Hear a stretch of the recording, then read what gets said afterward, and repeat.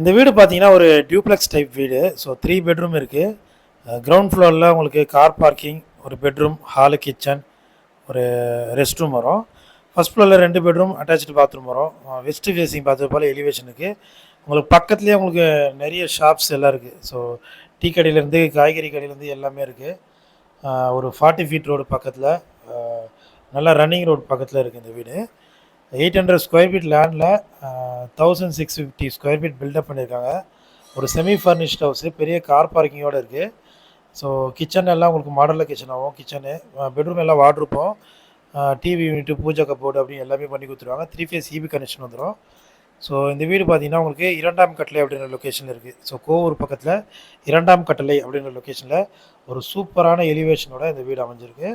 So இதனுடைய price பார்த்தீங்கன்னா 95 lakhs சொல்கிறாங்க. ஸோ ப்ரைஸ் வந்து நெகோஷியபிள் தான், கண்டிப்பாக கம்மி பண்ணி தருவாங்க. தேங்க்யூ.